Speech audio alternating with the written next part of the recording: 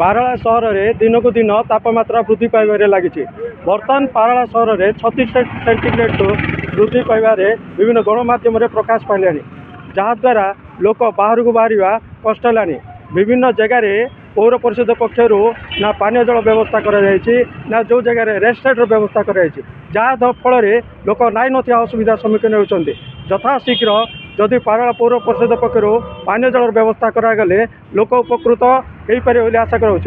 कौन रही लोकों प्रतिक्रिया नेमा चलतु यही रिपोर्ट।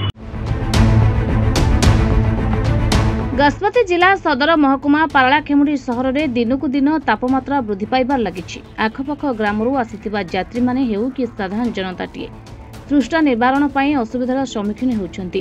पौर परिषद पक्षर विभिन्न छक निकट में जलछत्र खोलागले यात्री माने उपकृत होई परिबे। पौर परिषद को अनुरोध विभिन्न स्थान में यात्री निवास एवं जलछत्र खोलिले पथचारीटे हेउबा जनसाधारणटीए उपकृत होई परिबे।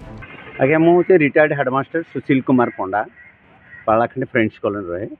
सर कौन कहे पाराला सहर दिन दिन तापमात्रा वृद्धि पाती कौन कहे? हाँ सर बड़ दुखर विषय जे आम पाराला ये सब 34 रु 36 डिग्री प्राय टेम्परेचर रोचे।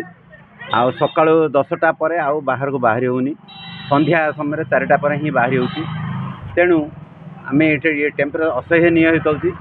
तेणु पानी असुविधा होती। लोके पानी पीवाई बहुत असुविधा होती। जोट देखे ठंडा पानी बाहर गरीब लोक किणी पार ना आउ बहुत बाहर लोक आसीपार ना टाउन भीतर को आसीपार ना।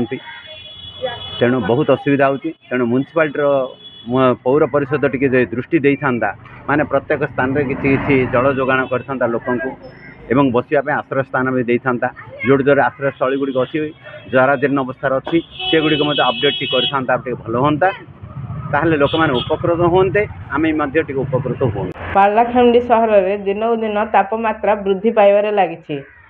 पाराला पौर परिषद पक्षर जलछत्र विभिन्न छक जगार जलछत्र खोलागले जनसाधारण उपकृत हो पारे।